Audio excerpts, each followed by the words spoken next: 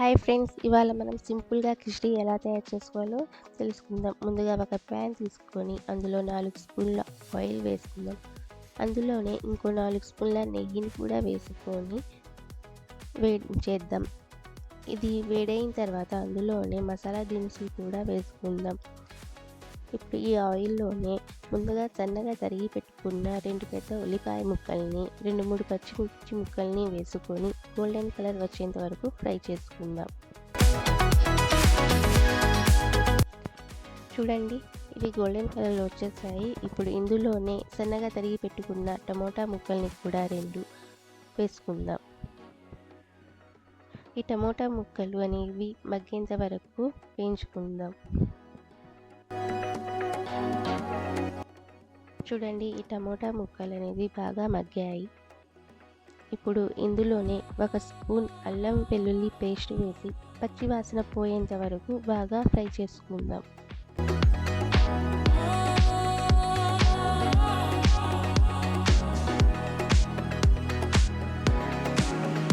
ఇప్పుడు ఇందులోనే 2 స్పూన్ల కొబ్బరి పేస్ట్ని కూడా వేసి బాగా కలుపుకుందాం. పచ్చివాసన పోయేంత వరకు బాగా ఫ్రై చేసుకుందాం.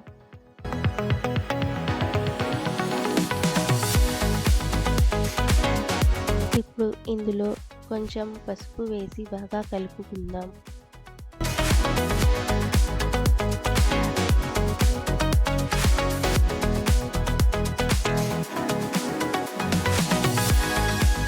ఇప్పుడు ఇందులోనే కొంచెం కొత్తిమీర, పుదీనా కూడా వేసి బాగా కలుపుకుందాం.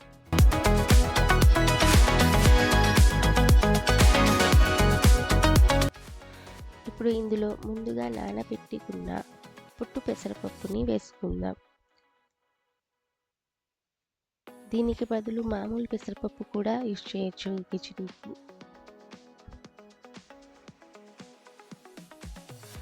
పెసరపప్పు 5 నిమిషాలు బాగా ఫ్రై చేసిన తర్వాత అందులో రుచికి తగినంత ఉప్పు వేసుకొని బాగా కలుపుకుందాం.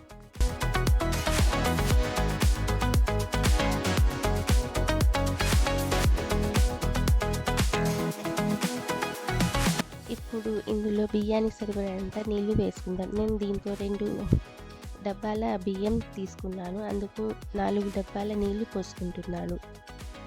1కి 2 వేసుకుంటున్నాను. ఈ నీళ్ళు అనేవి బాగా మరగాలి, అందుకని మూత పెట్టుకుంటున్నాం. చూడండి, నీళ్ళు బాగా మరుగుతున్నాయి. ఇప్పుడు ఇందులో మనం ముందుగా నానబెట్టి పెట్టుకున్న బియ్యాన్ని వేసుకుందాం.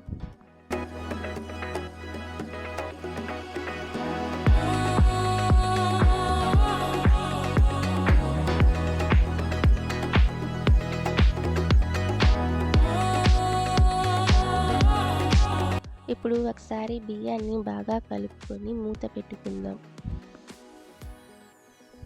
10 నిమిషాలు హై ఫ్లేమ్లో పెట్టి ఇంకో 10 నిమిషాలు మీడియం ఫ్లేమ్లో పెట్టేద్దాం. చూడండి, ఎంతో టేస్టీగా ఉండే కిచిడి రెడీ అయిపోయింది. ఈ వీడియో కనుక మీకు నచ్చినట్లయితే లైక్, షేర్ అండ్ కామెంట్ చేయండి. Thank you for watching this video.